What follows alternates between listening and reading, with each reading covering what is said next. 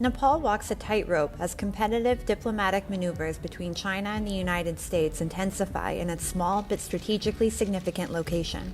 The tug-of-war between the two major economic and military powers aimed at augmenting influence in the Himalayan nation intensified as a large Chinese delegation visited Kathmandu recently. The joint statement released post-extensive talks suggested that meetings were largely focused on the Nepal general elections, scheduled to be held later in the year. In what has been highlighted by many as undermining Nepal's sovereignty, Beijing has managed to persuade Kathmandu to sign an agreement which will allow China to keep a close and constant vigil over Nepal's legislative and governing standpoints. Experts say China is also concerned about the declining dominance of the communist parties in the country. In order to achieve its long-term objectives and advance its expansionist ambitions, Beijing wants to see a government in power in Kathmandu that is in line with its ideological leanings. China appears concerned that Nepal's communist parties may lose elections and may lose their, standing in the power dynamics and may lose their position in the parliament, where they were the largest party during the last elections. So I think it's quite worried about November elections.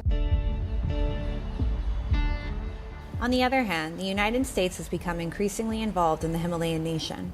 The United States' $500 million USD assistance under the Millennium Challenge Compact, which was ratified by the Nepal Parliament recently, is a major setback to China's overly intrusive diplomacy.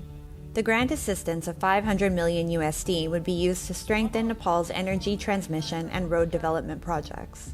This particular development has rung alarm bells in China's power corridors. Since then, China has shown a special interest in Nepalese issues. In the recent delegation-level bilateral engagement, China pledged to expeditiously pursue projects related to the BRI, or Belt and Road Initiative.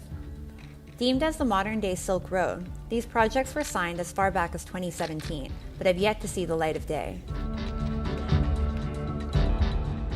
There was a kind of exchange of words between China and USA.